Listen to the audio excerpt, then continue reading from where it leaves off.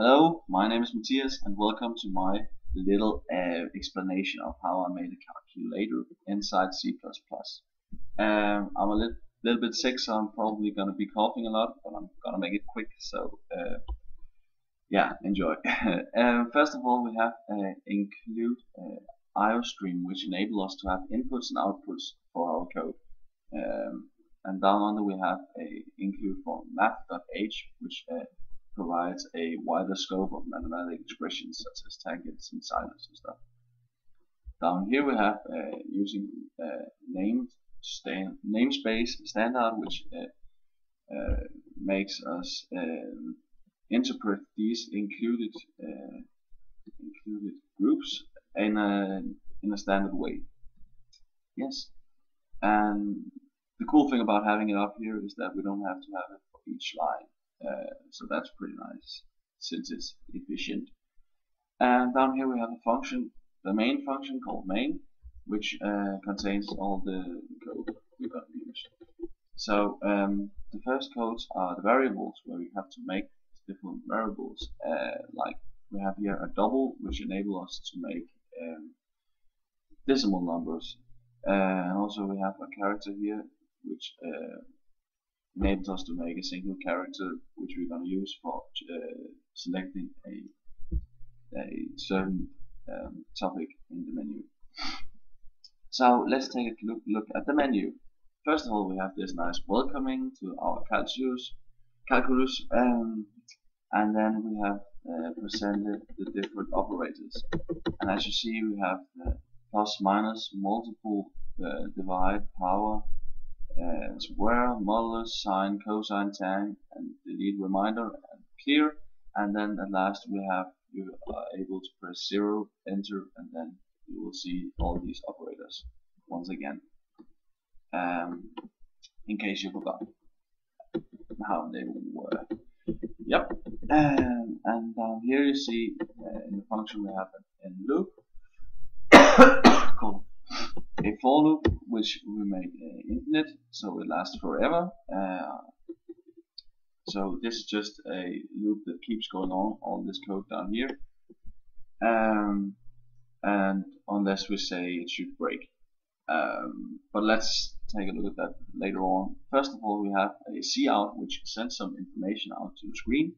In this case, this is text that invites us to choose one of these numbers up here. No, not numbers.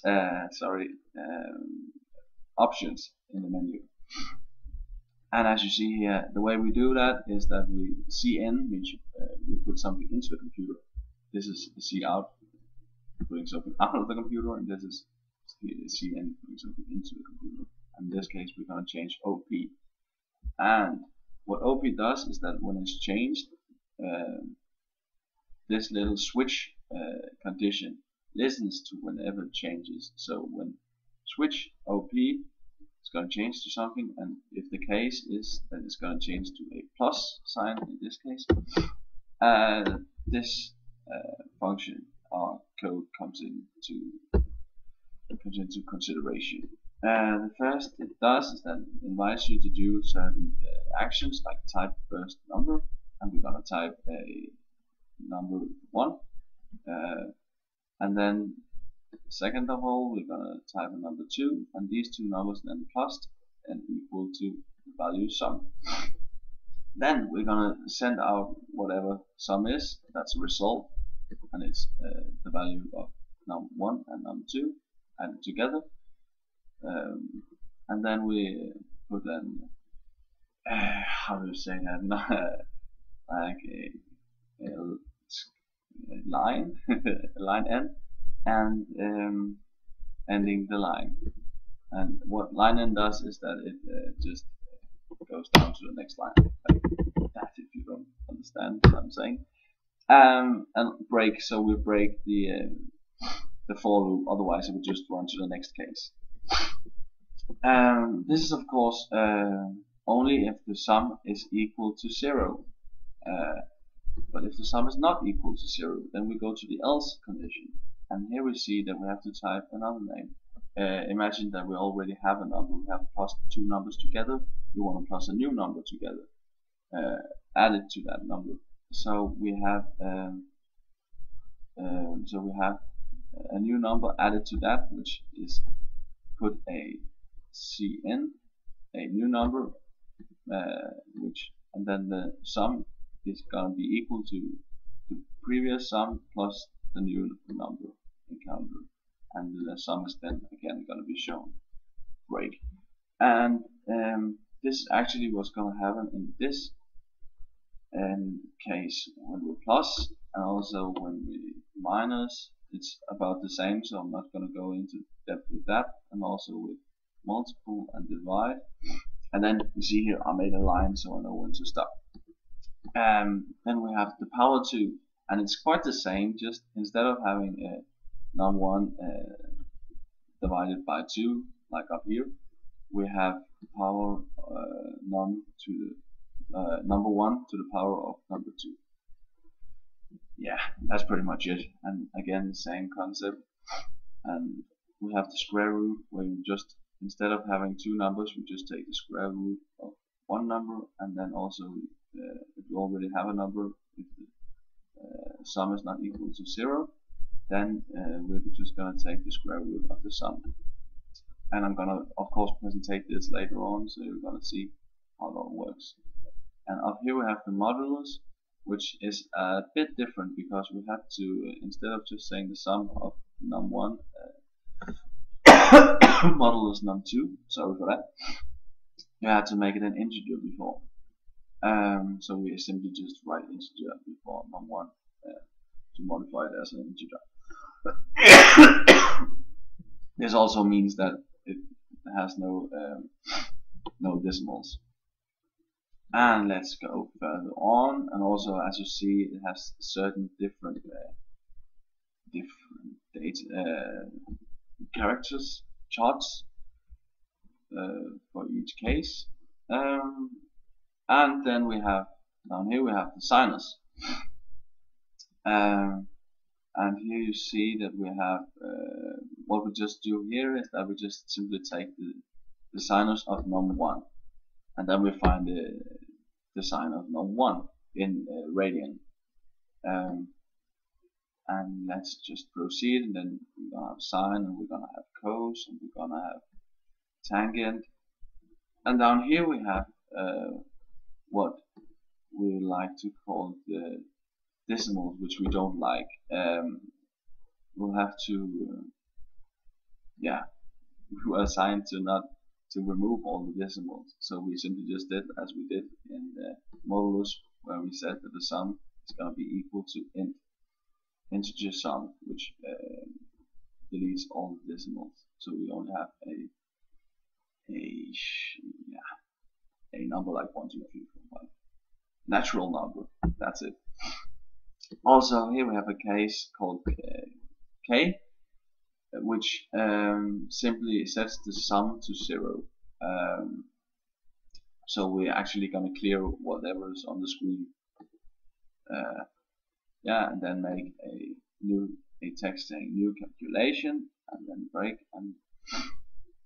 and then we're just gonna we can make a new calculation from there, since the sum is equal to been assigned to 0. And down here you have, if in case you forget all the options in the menu, you can press 0 and enter, and all the operators options will appear once again. And at last we have a default option, since if you type something wrong, instead of having an OP, instead of typing your OP right, you type it wrong, and it's gonna say that what you type is nonsense, and you should try again. And that's simply it. And then at last we have the return 0, which is just the end of the program, and it actually just says that the code is, or this function, main function, is finished, and it's successfully run. So let's take a look at the actual code, how it looks. Oh, not code, not program, I mean. And as you see here, it's all the options up here. And if we then try to say, okay, I would like to plus something together. Okay, my first number, what should I plus together? 2. And what about 3? That should be 5. Sorry about that. Yeah, the result is 5. Nice. So maybe I would like to add something more, like I would like to add 6. And then it's 11. I would like to minus 4. No, sorry. You shouldn't do that because it asks you to only put the operator. But anyway, it can actually figure it out. And you can say that again, if we try to plus again, but just with a decimal, like 0.5, it's going to be 7.5, and we're going to take the modulus of that, and that's going to be, yeah, let's see, that's going to be modulus of that. If we say 3, it should be about 1. Yeah. Sorry about that again, and then just to show that everything works, we can just try to type this with multiple of 3, it's going to be 3, and let's try to put the square root on, and let's square root, no, not square root, put it to the power of 2, and it's going to be 9, and then we can put the square root on, and it's going to be 3 again. And we can divide it by 2, divide by 2, yeah. We can also try to say, what about trying the action 4, which we don't really have. Oh, you typed 4, and that is nonsense. Try again. No, we're gonna try again. We have 1.5. Let's try to. Oh, I would rather have it to be an integer. So we just say underscore, and it's gonna be 1. Cool. And what do we else have? Oh, I can't remember. Let's try to press 0. Ah, plus minus multiple divide power square modulus sine. Let's try sine. So if we just complete it all. Oh, what? You killed the shit. Sorry for my language. We can say that, okay, if we have what is, if I want to have cosine of something, I want to have cosine. We chose cosine. I want to have cosine 20. Then we have that, and we can also try with the others.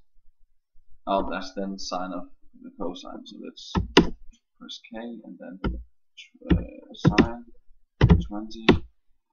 Yeah, it's gonna be a new number, and also tangent. So let's just show all this out. Just to show that we got it. 20. No. T for tangent, and then 20. Yes, that's correct according to my calculator. So I think that's pretty much it. Yeah, I've done it all, and I hope you like it. That was all for me, and thank you for today.